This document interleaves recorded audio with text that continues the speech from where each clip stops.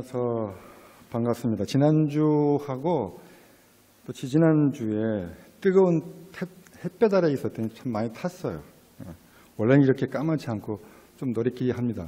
근데 겨울에는 특히 그런데 오늘 아무튼 만나서 반갑습니다. 저희 가정을 알고 계신 분이 거의 없으신가 봐요. 처음 보는 분도 계실 것 같아서 간단하게 소개를 드리면 이미 안 목사님께서 어느 정도 말씀을 해주셨고 1992년 10월 30일 날 모스크바에 들어갔어요. 꽤 많이 됐죠. 한국교회에 파송을 받아서 그때가 제가 만 31살 정도 되는 나이에 그때 당시 큰아이가 90년생인데 걔가 2살 때 딱 들어가자마자 며칠 있다가 2살 됐어요. 데리고 모스크바에 선교사로 파송됐습니다. 그리고 96년에 어렵게 노력해서 아들 하나 얻었고 제 아내가 저는 하나면 된다. 딸이 너무 좋아서 그냥 된다 그랬더니 아내가 아들이 있는 자에게 생명이 있다고 그래가지고 그래서 아들 하나 더 생겼는데 좀 어렵게 낳았어요. 아내가 많이 고생을 했습니다. 그리고 지금까지 모스크바에서 선교사로 지내고 있고요. 큰딸은 지금 미국 공부 마치고 수원에 있는 기독초등학교에서 영어 교사를 하고 있습니다. 아들 녀석은 지난 4월에 공군에 입대를 해서 말씀하신 대로 헌병에 근무 중이고요. 복무라고 그러죠. 근무가 아니라. 요새는 월급을 많이 받아서 근무가 아닌가 싶은 생각도 듭니다만. 가자마자 기합을 좀 받았다고 그래요. 무슨 말인지 못 알아들어가지고 군대 영어를 모르니까 좀 그래도 아마 군대를 갔다 오면 제대로 된 조선놈이 되지 않을까 이런 생각이 좀 들고 있습니다. 저는 그냥 러시아를 참 사랑하는 참 좋아하는 그런 평범한 선교사입니다. 다시 만나 뵙게 돼서 참 반갑고 초대해 주셔서 참 감사하고요. 여기 와서 안 목사님 부부를 만나니까 마음에 쉼이 되네요. 좀 복잡한 생각들이 있었는데 좀 쉼이 됐었습니다. 저희들이 하고 있는 사역을 참 죄송하지만 저는 이렇게 동영상이나 이런 거를 사진 찍어서 이렇게 하는 걸 별로 안 좋아해요. 그래서 그냥 만들지도 모르고 그래서 그냥 제가 말씀만 큼직큼직하게 간단하게 설명을 드리겠습니다. 간단한 거 좋아하시잖아요. 그렇죠? 선교사님들 오면은 간단하게 말씀드리는 게 참 좋을 것 같아요. 우선 저희들의 메인 사역은요. 러시아 목회자들, 특히 소수를 목표로 제자 훈련을 하는 사역입니다. 저는 안 목사님하고 저하고 같이 대학 때부터 같이 서울 침례교회에서 신앙생활을 하면서 그때 제가 제자로 부르심을 받고 훈련도 받고 또 앞으로 평생을 그렇게 살겠습니다라고 헌신도 했어요. 물론 시대가 바뀌면서 사람들에 따라 또 상황에 따라서 제가 가지고 있는 비전이 방법은 바꿔야 되겠지만 여전히 그 마음은 가지고 있습니다. 저는 특히 저를 통해서 훈련받은 러시아 목사님들이 왜 목사님을 타겟을 했는지는 너무 길어요. 그거 말씀드리면은 오늘 아마 점심 때 못 드실 것 같아요. 그래서 제가 간단하게 말씀드리면 목회자들을 같이 훈련을 하고 그분들이 저한테 훈련을 받고 그분들이 교회에 가서 저에게 받은 원리와 또 삶의 어떤 퀄리티를 가지고 성도들을 훈련시키는 일을 하고 있습니다. 그래서 저는 강의나 이런 쪽보다는 직접 만나서 1대1로 훈련하는 사역을 하고 있고 오랫동안 꾸준히 했어요. 굉장히 오랫동안 한 분은 10년이 넘게 계속 만났어요. 저도 제 스스로를 보면서 많이 느끼는 거지만 사람이 잘 안 바뀌잖아요. 그러니까 참 오랫동안 해야 돼요. 그래서 그 안에 있는 것까지 다 확인이 돼서 이분은 참 나하고 똑같은 생각을 똑같을 수는 없죠. 많이 비슷한 생각을 하고 있구나. 내가 없어도 되겠다라는 생각이 들기까지는 참 오래 걸리는 것 같아요. 그게 몇 년 전에 그런 생각을. 이제는 당신이 말하는 게 무슨 얘기인지 알겠고, 그리고 나는 앞으로 당신이 말했던 것 같이 또 앞으로도 그렇게 사람들을 돕고 싶다라고 말하는 사람이 몇 명 있습니다. 몇 명. 1대1로 교제를 해요. 월요일날, 화요일날, 수요일날, 목요일날, 금요일날 한 명씩만 만납니다.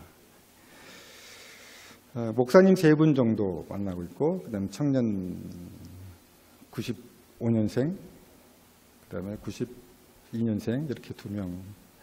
걔네들 만날 때가 좀 힘들어요. 세대가 달라가지고 같은 러시아 말인데도 못 알아듣겠어. 어떤 때는 걔네들이 러시아 말로 얘기하는 그런 일을 하고 있습니다. 지금도 계속 하고 있고, 방학 때라서 좀 방학해서 하고 9월 되면 다시 8월 말쯤 되면 다시 또 만나서 저희 집에서 합니다. 저는 오는 걸 굉장히 중요하게 생각해요. 되게 멀어요. 차를 타도 안 막히면 1시간 반쯤 걸려요. 그리고 지하철 타면 2시간에 2시간 10분쯤 걸립니다. 그런데도 오라고 그래요. 저는 오는 걸 굉장히 중요하게 생각합니다. 그는 배우려고 하는 자세의 가장 중요한 태도로 생각을 해요. 그래서 장소 가지고 시비 거는 분이 몇 분 있었는데 너무 멀다. 그런 분들은 끝까지 못 가더라고요. 그래서 오는 걸 중요하게 생각해서 오시는데, 그래서 가끔은 미안해서 제가 가기도 하고요. 그분 집으로. 그런 사역을 하고 있고요. 두 번째로는 저희 가정도 모스크바에서 거주하는 다양한 디아스포라 민족들에게 관심을 갖기 시작했습니다. 한 10년 정도 전부터. 러시아에는 특히 모스크바에는 약 150여 개의 수많은 민족 공동체가 살고 있어요. 몇백만이 되는 민족들도 있습니다. 중앙아시아에서 온 민족들이라든가. 그중에 고려인이 있고요. 고려인들 아시죠? 그러니까 더 정확히 말하자면 한국계 러시아인이죠. 한국계 러시아인.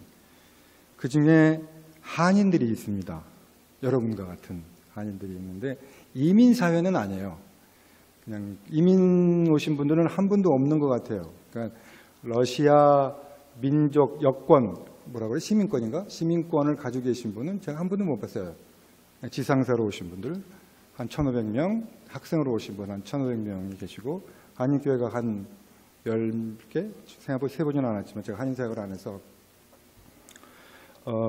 그 공동체가, 그 민족 공동체가 복음을 듣고 받아들이고 또 그들이 하나의 개체가 되는, 하나님께서 이스라엘 백성을 노예로 나갔을 때 그들이 그곳에 디아스포라로 살면서 결국 그곳에 정착한 사람들, 되돌아온 사람들이 있었는데 그 정착한 사람들이 결국에는 매개체가 돼서 하나의 부흥이 됐고, 바울도 그 다른 소아시아에 있는 유대인 회당을 근점으로 복음을 전했던 걸 생각해 보면 그 디아스포라의 역할이 얼마나 중요한가라는 생각을 한 10년 전부터 하기 시작했습니다. 저는 그 정체성을 현지 러시아 사람들에게 주었기 때문에 한인들하고 아예 교제를 안 했어요. 초창기에는 언어 배우느라고 선교사님들하고도 교제를 안 했었습니다. 근데 요즘에 10년 전부터는 하나님께서 이 시대에 한인들을 모스크바에 세우신 이유가 분명히 있다. 그러면 그분들과 어떻게 우리가 연결을 해서 복음을 전하는 일에 같이 동역할 수 있을까라는 것을 고민하고, 또 아주 가까운 지내는 그 목사님 한 분이 한인교회 하시는 분인데 저와 그 생각도 비슷하고 의식도 비슷해서 좀 그런 고민들을 나누고 있습니다. 근데 모르겠어요. 어떻게 해야 될지는. 아직 연결이 되어 있지는 않아요. 그리고 사는 게 힘들잖아요. 특히 한인분들 남의 나라에 와서 일하면서 이렇게 또 어떤 분들은 남편 따라온 분들도 계시고 자녀들 교육 문제 사는 게 힘드니까, 그것을 그 힘든 가운데서도 우리가 여기서 사는 그 이유가 그냥 버티는 것뿐일까? 우리가 그래도 하나님이 이 시대에 우리를 세운 이유가, 모스크바에 살게 된 이유가 3년이든 4년이든 살게 하신 이유가 결국 우리를 어떤 포스트로 세우셔서 그 역할을 아니면 하나의 그 점으로 두셔서 계속 연결되게 하시는 건 아닐까라는 도전을 좀 드리고 싶은데, 그게 그렇게 쉬운 작업은 아니다라는 걸 최근에 깨달았습니다. 그런 일들을 하고 있고, 또 하나는 저희들 개인적으로 그런 민족 공동체를 민족 공동체가 우리를 수용할 수 있도록 우리가 충분히 그런 자격을 갖추고 있는가에 대한 그런 고민도 하고 있습니다. 내가 한다고 해서 그 사람이 다 우리를 받을까? 그건 또 아니지 않습니까?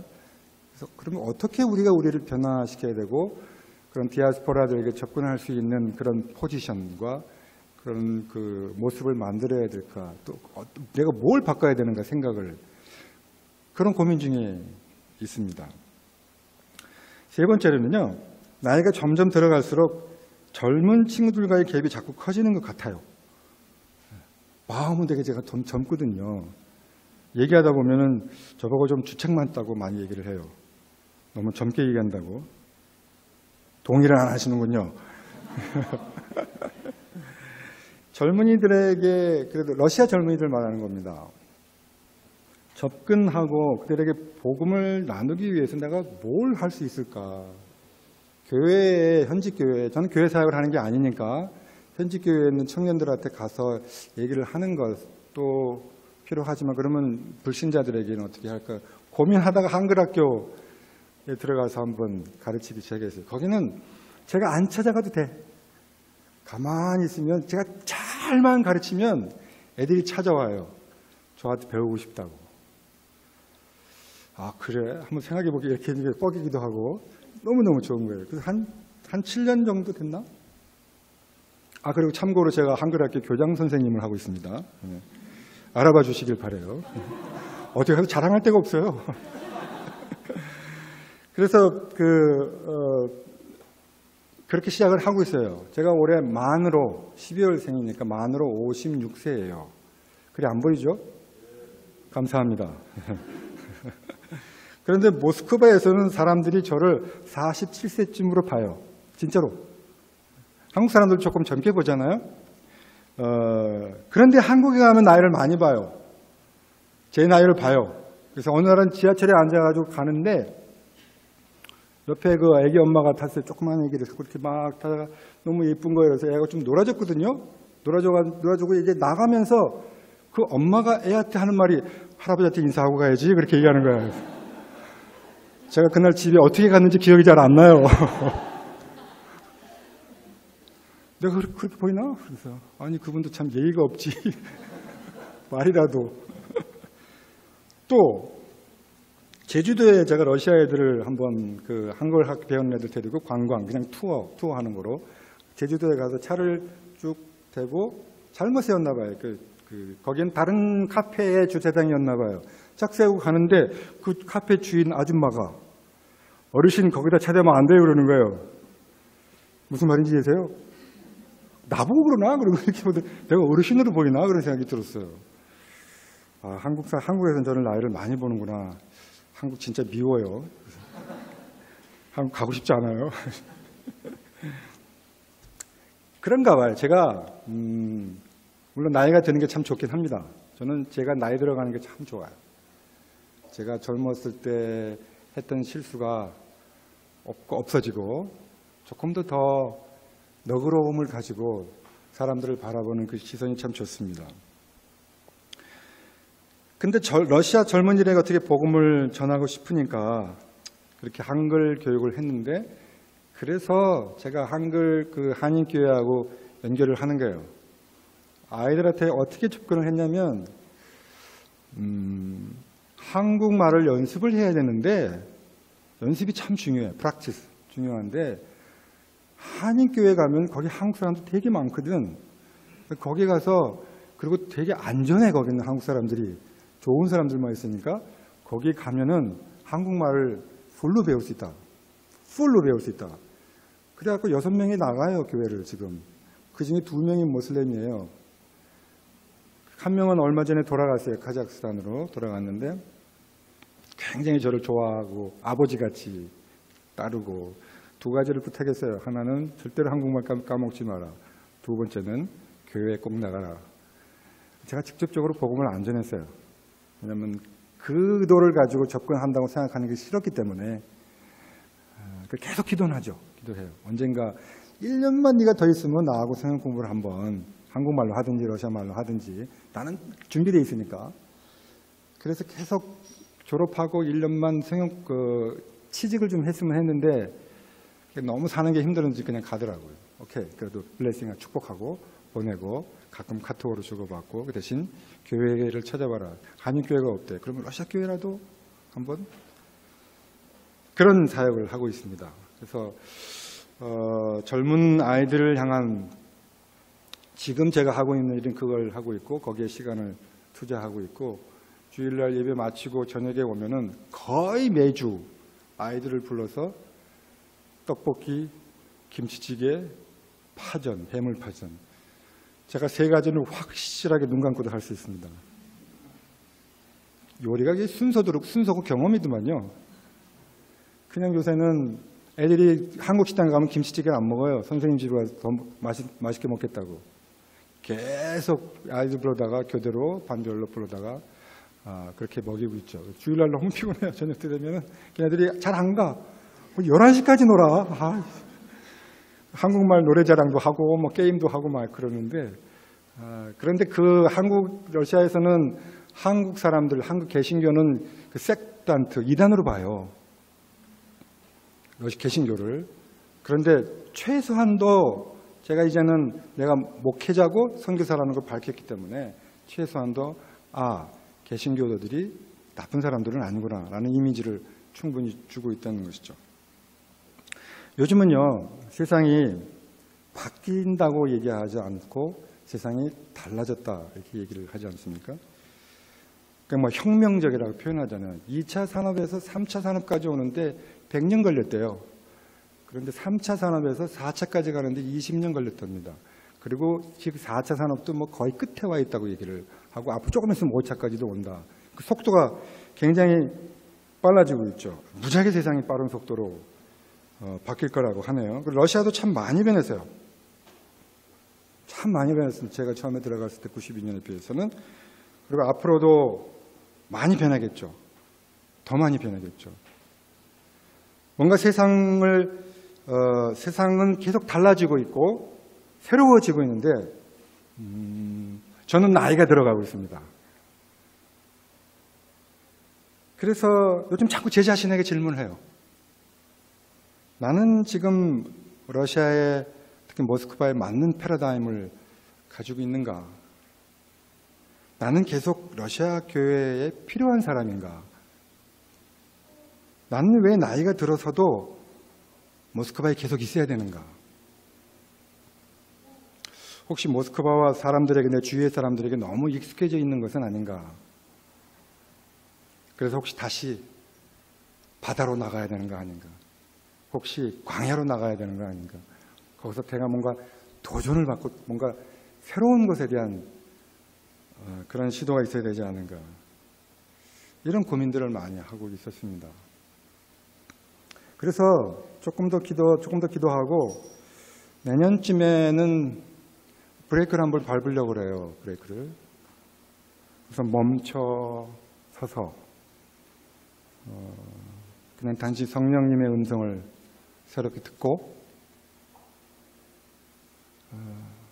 다시 정말 제가 러시아 선교사로서 지금 적절한지 나이가 들어서 평가를 좀 한번 해보려고 합니다.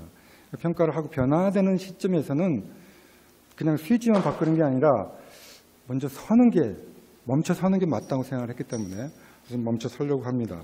모세가 떨기나무 앞에 섰을 때 하나님께서 내 발의 신을 벗어라 그러셨잖아요. 어제 안 목사님하고 사모님한테 교제하면서 저녁 식사하면서 얼마 전에 산디아고 그 순례를 다녀오셨던 얘기를 들었는데 사모님께서 장비가 얼마나 중요한지에 대해서 말씀하셨어요. 그런데 그 장비 중에 신발이 얼마나 중요한지를 말씀하셨거든요. 굉장히 인상적이었어요. 모세가 살던 광야에서도 신발은 굉장히 중요한 거였었습니다. 그 광야에서 살려면 굉장히 중요한 그 장비 중에 하나였었죠. 어쩌면 옷보다 더 중요했을지도 몰라요. 만약에 군인이라면 전쟁하는 데 있어서 신발하고 군화는 굉장히 중요한 장비죠. 그런데 그런 광야에서 모세에게 신발을 벗어라 그렇게 말씀하셨잖아요. 그건 무장해제해라 이런 뜻이라고 똑같은 말입니다. 네가 아닌 내가 하겠다 하는 그런 뜻이지 않겠습니까? 그래서 제가 신발을 한번 벗으려고요. 신발을 한번 벗고 주님께서 말씀하신 걸 듣고 주님께서 움직이신 걸 보고 다시 한번 움직여 보려고 그렇게 생각 중에 있습니다. 드레스덴 교회도 저희 가정이 잘 멈췄다가 또 모스크바에 필요한 선교사로서 더 성숙한 모습으로 더 그 변화된 모스크바의 더 적절한 모습으로 그렇게 준비돼서 달려갈 길을 잘 마치도록 그렇게 기도해 주시면 좋겠습니다. 제가 생각하는 달려갈 길은 마라톤이 아니에요. 제가 생각하는 달려갈 길은 계주입니다. 계주가 뭔지 아시죠? 4명이 뛰나요? 5명이 뛰나요? 4명과 5명이 봉을 하나 들고 자기 구간을 뛰고 다음 구간에 있는 사람들한테 넘겨주는 거죠. 죽으라고 뛰고 그 기간 동안 그리고 다음에 뛸 사람에게 탁 넘겨주고 방해가 되지 않도록 빠지는 거죠. 그게 저는 제가 달려갈 길이라고 생각하고 있습니다. 그래서 나중에 모스크바로 다시 돌아오게 된다면 꼭 돌아오고 싶고요. 너무너무 좋아하기 때문에 모스크바를 떠나서 안식년 비슷한 걸 갖는다는 것이 그렇게 결정하는 것이 저에겐 참 고통스러운 결정이었어요. 쉽지 않았습니다. 드레스덴 교회와 모스크바에서 한번 만날 수 있게 되기를 그때는 기대하겠습니다. 싸게 해드릴게요. 자, 본문으로 잠깐 들어가겠습니다. 오늘은 이 말씀을 통해서 저에 대한 얘기를 할 거예요. 저에 대한 선교사에 대한 얘기를 할 겁니다. 사역을 얘기하는 게 아니라 선교사에 대한 얘기를 좀 하고 싶습니다. 오래전부터 제 마음에 압박을 주었던 본문입니다. 그리고 저에게 아주 부담스러운 제 마음을 늘 고민스럽게 하는 그런 본문입니다. 주님께서 이 말씀을 왜 하셨을까요? 먼저는 주님 자신의 십자가의 사건을 말씀하시려고 하셨죠. 나는 이제 곧 십자가에 달려서 죽을 거다. 이 땅에 오신 목적을 이룰 때가 왔고 그것이 주님께나 하나님께 영광이 되는 것이다. 이렇게 그 십자가의 사건을 말씀하시기 위해서 말씀을 하셨습니다. 십자가에 달리는 것이 그분이 이 땅에 오신 목적이고 그 일을 통해서 영광을 받으실 것이다 라고 23절 말씀에 말씀을 하셨죠.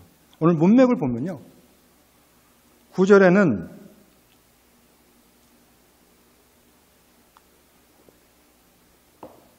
죽은 나사로를 살린 일로 인해서 많은 유대인들이 몰려듭니다. 그리고 12절에는요. 큰 무리가 2번 강조해요. 큰 무리가 이렇게 얘기해요. 종려나무 가지를 들고 맞이하러 나와요. 또 20절에 보면 명절에 예배하러 온 헬라인들이 예수님을 찾아옵니다. 그때 몇 명이 찾아와요. 쉽게 말하자면 예수님이 굉장히 대중들이 예수님께 환호하고 있었어요. 인기가 있는 거예요. 막 찾아와 만나고 싶고 막 지나가면 환호하고 막 흔들고 막 그런 어떻게 나사로가 죽은 사람을 살렸다고 막 그런 누구야 도대체 이런 환호. 그렇게 막 흥분해 있을 때 관심과 인기가 최고조에 올라간 것 같았을 때 그때 주님은 이렇게 말씀하십니다. 내가 진실로 말하노니 하늘의 밀이 땅에 떨어져 죽지 아니하면 하늘 그대로 있고 죽으면 많은 열매를 맺을 것이다. 2 제자에게 이렇게 말씀하세요. 즉 주님이 이 땅에 오신 목적은 저기요 저 사람들의 환호가 아니라 죽는 거다. 그리고 그 죽음으로 열매를 맺는 거다. 그렇게 말씀하신 거죠.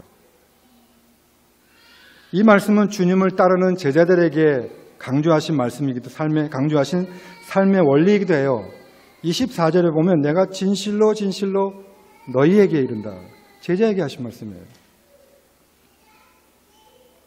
그 한 알의 밀, 씨앗, 그 원리는요, 주님 내가 죽지만 그러나 너희들도 앞으로 어떻게 살아가야 할지를 내가 보여준다. 그렇게 말씀하시는 거죠. 명심하고 있어야 할 진리인 것입니다. 자, 그러면 이 말씀을요, 오늘날에 우리에게 주시고자 하셨던 그 하나님의 뜻이 무엇인지, 특히 저는 선교사로서 제가 어떻게 살아야 할지 그 분명한 철학을 저에게 확 심어주셨어요. 땅에 떨어졌다는 것이 어떤 의미가 있을까요? 그 예수님이 성육신 하신 거죠. 예수님이 성육신 하신 거예요. 땅에 떨어져서 땅을 위해서 자신을 헌신하셨고 땅에 있는 사람들을 위해서 사시는 겁니다. 하나님께서 아들을 이 땅에 떨어뜨리셨어요.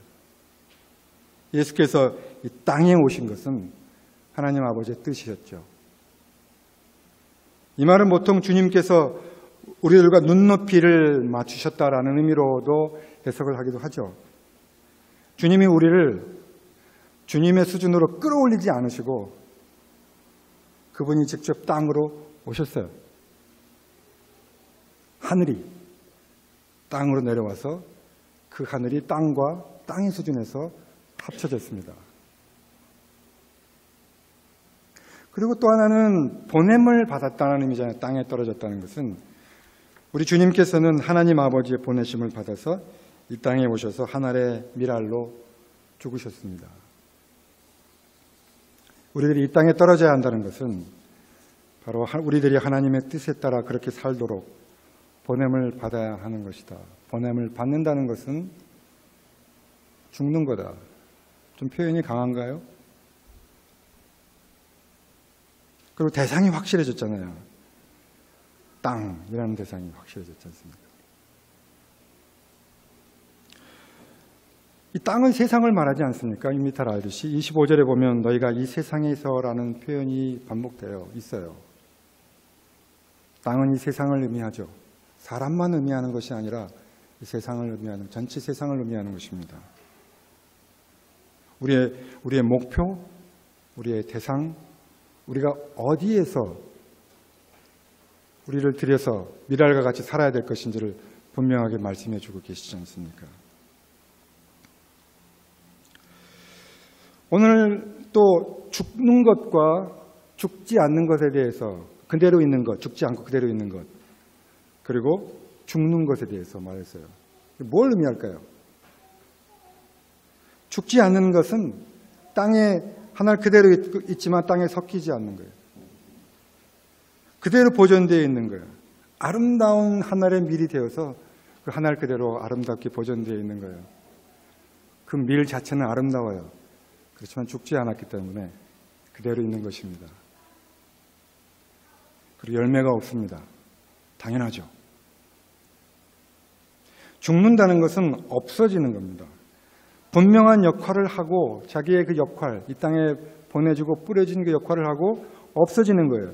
열매를 맺기 위해서 뿌려지고 썩어져서 없어지는 것입니다. 주님이 원하시는 것이 바로 그거죠. 주님이 그렇게 하셨고 또 그렇게 우리가 살도록 요구하셨습니다. 여러분들 부담 갖지 마세요. 지금 제가 그랬죠? 선교사 얘기하는 거로 제 얘기하는 거라고. 지금 제 얘기하는 거예요. 자신의 역할을 하고 없어지는 거예요. 근데 여기서 분명한 것은 이거예요. 씨가 뿌려져서 열매를 맺기 위해서 썩어진다면 그 씨앗은 자신의 열매를 볼 수가 없다는 거죠. 왜냐하면 썩어서 없어져 버렸기 때문에 자기는 그 열매를 볼 수가 없는 거예요. 그래서 자기의 역할은 그냥 썩어지는 것뿐이에요. 그럼 열매는 그 다음 세대가 보겠죠. 그것이 주님이 원하시는 겁니다. 그런데 저는 왜 그렇게 내가 일한 열매를 보려고 내 세대에 그렇게 열매를 맺은 걸 보려고 그것이 진정한 열매인장 막 그렇게 강박관념을 표현이 맞는지 모르겠습니다만 가졌는지 모르는 것 같아요. 열매를 맺는다는 것은 내가 그 열매를 보겠다라는 의미는 아니잖아요. 그 씨앗은 단지 죽어야 하고 썩어져야 한다. 그래서 그 열매를 맺어야 되는 것이죠. 그러면 그 다음 세대가 그 열매를 맺고 또 다른 헌신이 우리가 보여준 대로 또 다른 헌신들이 나타날 것이다. 그렇게 생각할 수가 있어요. 구체적으로 제가 한번 적용을 해보겠습니다. 제 스스로에게. 저는 참 교만했었습니다. 저는 굉장히 잘 훈련되었다고 생각했어요. 31살 때. 그 전에도. 그래서 저는 제가 복음을 전하면 다 구원받을 수 있고 제가 저한테 훈련받으면 인생이 변하고 삶이 변할 것이라고 확신하고 있었습니다. 그랬었어요. 그리고 모스크바에 들어갈 때 굉장히 많은 것을 포기하고 갔다고 착각했었습니다. 제 삶을 버리고 제가 가지고 있는 가능성, 한국에서 할 수 있었던 어떤 비전, 그 다음에 그 많은 사역들을 다 놓고 부모님들 다 놓고 굉장한 많은 희생을 하고 갔다고 생각을 했었습니다. 그래서 모스크바에 그런 상태로 가니까요. 가르치려고만 했어요. 가르치려고. 제가 현지 교회에 가서 예배를 계속 드렸어요. 언어 공부할 때. 그러면은 차 타고 돌아오면서 매번 판단하는 거예요. 아, 참 진짜 설교 참 더럽게 못하네. 어떻게 본문을 해석을 저렇게 하는 거야. 저러니까 사람들이 힘들어하지. 뭐 이렇게 계속 판단하고 평가하고 그리고 와이프 옆에서 아 그만해요. 그 소리 그분은 안 듣고 계속 내가 듣고 있잖아. 그렇게. 아 그런가? 그리고 막 판단하고 막 계속 그랬어요. 훈련 받아야 되는데 훈련 받으려고 하지도 않고 제가 높아 있었죠. 되게 높아 있었습니다. 나한테 훈련 받으면 전양반도 참 대단히 변할 수 있을 텐데 그런 생각을 했었죠. 그런데 실제적으로 오늘 이 본문 말씀을 하신 거예요. 어느 날 주님이 이 본문을 가지고 말씀하셔서 그러니까 그때 느낌으로 제가 말씀을 좀 권도가 너 참 잘났다. 너 정말 훌륭한 씨앗이다. 훌륭한 미랄이다. 그러니까 너 하나 아주 아름답고 멋있고 잘 교육되고 훈련된 씨앗으로 남어. 그렇게 평생 그렇게 남아있어라. 안 죽고 맨날 그렇게 나는 되게 멋있는 씨앗인데 너 혼자 그렇게 남어. 그렇지만 너는 절대로 열매 없을 것이다. 그냥 네가 죽어서 없어져 썩어져서 없어져야 열매를 맺는 거다. 근데 그때는 이 말씀이 진짜 한 대 맞는 것 같았어요. 그래서 한 일주일에서 열흘 정도를 거의 매일 회개하면서 울면서 많이 울었던 것 같아요. 그때 회개했어요. 죄송합니다. 잘못했습니다. 저는 제가 빛나서는 안 되는 사람이었습니다. 영광은 하나님께서 받으시고 열매가 혹시 제 삶과 제 사역을 통해서 열매가 나타난다면 저를 위해서 헌금하고 기도하고 그리고 인내해주고 있는 그 교회와 그 성도들이 받아야 될 거지 그 열매를 그 사람들이 받아야지 왜 내가 먹으려고 했을까? 아이고 참 죄송합니다. 또 이렇게 말을 하니까 좀 울컥해서 제가 열매를 맺는다면 여러분들이 가지셔야 되는 거예요. 그건 왜냐하면 여러분이 기도하고 여러분이 헌금하시기 때문에 그렇습니다. 저는 그냥 도구일 뿐이에요. 그냥 모스크바에 가서 보냄을 받아서 거기서 썩어지고 그냥 없어지면 그 열매를 교회가 받는 겁니다. 먹는 겁니다. 하나님께서 영광을 받으시고. 그냥 그 땅에서 그렇게 사람들을 위해서 썩어 없어지기 위해서 우리가 가지고 있는 모든 은사, 내가 훈련된 모든 것들, 제가 가지고 있는 모든 그 선한 것들을 다 거기다 쏟아놓고 마치 예수님께서 하나님 되심을 불구하고 십자가에 죽으셨던 것처럼 마치 바울이 굉장한 가문에서 굉장히 훈련되고 굉장한 교육받은 사람으로 와서 죽을 때는 정말 아무 소리 소문 없이 어디 가서 끌려가서 죽었던 것 같이 그렇게 소리 없이 가는 것이 맞지 않는가 그런 도전을 받았고 또 그러라고 주님께서 부르셨고 저들이 그렇게 희생하고 죽으라고 교회의 파송을 받은 거죠. 그렇게 표현해서 죄송합니다만 잘난 체 하라고 보낸 게 아니라 고난이 있었습니다. 또 고통스러운 기간이 있었다면 그리고 있었습니다. 저희 삶에 우리는 마땅히 그렇게 살기 위해서 부르심을 받았고 또 그렇게 살도록 그런 것을 당연하게 여기도록 그런 삶으로, 그런 직분으로 부르심을 받았던 것이죠. 마땅한 것입니다. 그것이 선교사의 삶의 본질이라고 생각합니다. 실은 여러분도 아시겠지만, 딱 봐서 아시겠지만 저는 아무것도 아닙니다. 그냥 평범한 사람이고 그냥 그렇게 부르심을 받아서 사는 것이 감사할 따름이죠. 하나님의 거대한 계획 속에 또 하나님께서 제가 없어져도 계속 러시아를 이어나가실 그 하나님의 계획 속에 하나의 씨앗에 불과한 것이죠.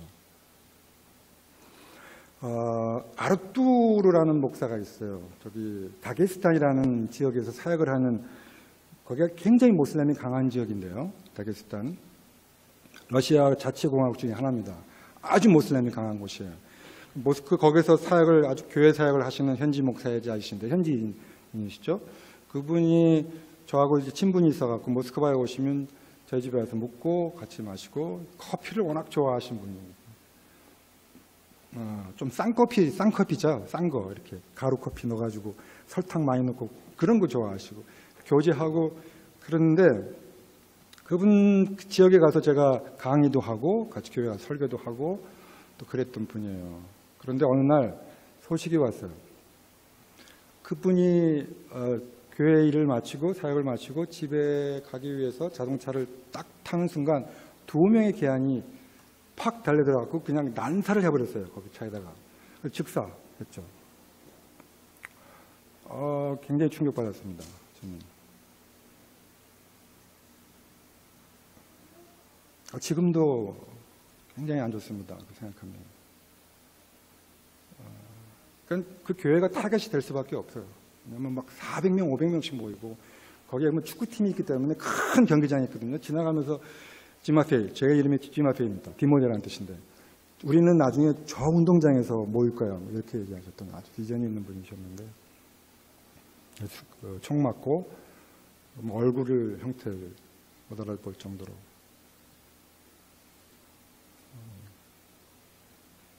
현지인은 복음을 전하다가 그런 마음 아프면 현지인 복음 전하다가 이렇게 총 맞고 죽는데, 나는 잘 살고 있구나. 그리고 나는 조금 아프다고 막 낑낑대고 있구나. 그리고 나는 뭐가 부족하다고 주님 앞에 막 찡찡대고 있구나. 그런 죄송스러운 마음이 있었어요. 그게 오래된 얘기입니다. 많이 오래돼서 돌아가신 지가. 근데 그게 지워지지가 않아요. 그 마음이. 너무너무 미안하고 너무너무 부끄럽고 그렇습니다. 늘 빚진 마음으로 살고 있습니다. 내가 선교사로서 살아있다는 거, 그게 무슨 의미입니까? 그거는 요즘은 순교 이런 거 안 합니다. 뭐 확실하게 요즘 세대가 바뀌어서 요즘 젊은 선교사들은 그렇게 안 합니다. 엔조이 하는 선교, 물론 참 중요하죠. 엔조이의 종류가 좀 다르겠지만, 그렇지만 내가 현지인들에게 가서 내가 선교사라는 그 명칭을 가지고 산다는 게 무엇일까? 또 살아있다는 것이 어떤 의미일까? 계속 생각해야 됐어요. 계속해서 자신을 낮추고 저의 위치가 어딘지를 생각해 만들죠. 그분 아직도 얼굴이 저보다 더 커요. 뭐 닮았냐면 그 라이온 아시죠? 라이온. 그 이모티콘 비슷하게 생겼어요. 이렇게 수염도 이렇게 나고. 저는 앞으로 그 여러 가지 겹쳐서 개인적으로 두 단어를 쓰지 않으려고 해요. 이제 먼저는 리더라는 말을 안 쓰려고 해요. 종이라는 단어를 취했습니다. 저에게 하는 말입니다. 나는 그래서 제 현지 목회자들에게 그렇게 얘기했어요. 저는 제가 초창기 때 부끄러운 고백이지만 나는 너희들 선생님이야. 너희들 리더야. 그러니까 내 말을 들어야 돼 라고 굉장히 많이 강조했었어요. 다른 사람한테 소개할 때 나를 리더로 소개해. 부끄럽습니다. 그래서 저는 종이라는 단어를 쓰기로 했어요. 섬김, 함께함, 같이 있는 것, 공감하는 것. 그 단어를 더 많이 사용하기로 했습니다. 또 저는 그리고 훈련이라는 단어를 가능하면 안 쓰려고 그래요. 개인적으로 선교지에서요. 이 단어들은 굉장히 사람을 수직적으로 만드는 것 같아요. 나는 너를 훈련시키는 사람이다. 그렇지 않다. 우리는 친구다. 러시아에서는 친구라는 단어가 되게 진지합니다. 아무하고나 친구라고 말을 안 해요. 저 사람 내 친구야. 그러면은 저 사람은 나에게 굉장히 특별한 존재야. 이런 뜻이에요. 아는 사람, 조금 가까운 사람, 그렇게 표현해요. 그렇죠. 이 사람한테 친구입니다. 그러면은 내 친구야. 그러면요. 이 사람은 나에게 중요한 사람. 이런 뜻입니다. 오랫동안 해보니까요. 훈련으로 사람이 변하는 게 아니라 하나님의 은혜와 사랑으로 사람이 변하는 것 같아요. 그냥 은혜와 사랑으로. 그것이 더 영적인 원리지 않은가 이런 생각을 합니다. 나는 다른 사람 훈련한다고 말할 자격이 있는가? 이런 생각을 했습니다. 그 전에 주님은 제자들을 훈련하셨습니까? 아니라고 봐요. 주님은 제자들과 그냥 함께 하셨어요.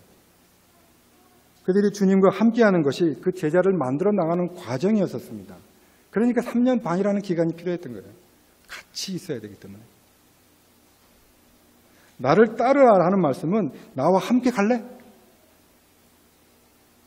나와 같이 가자, 같이 하자 이런 의미가 더 맞지 않는가.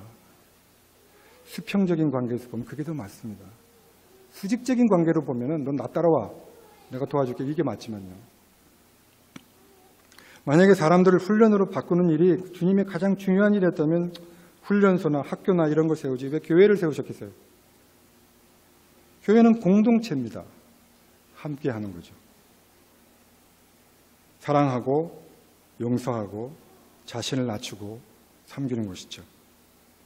요한복음 17장은 예수님께서 바로 잡히시기 전에 제자들을 위해서 하신 기도문인데요. 그 17장, 18, 16장, 15장에 보면 계속 사랑하라. 사랑을 강조하죠. 계속 사랑을 얘기하세요. 십자가로 가시기 전에 마지막에 사랑을 굉장히 강조하셨습니다. 말씀을 맺겠습니다.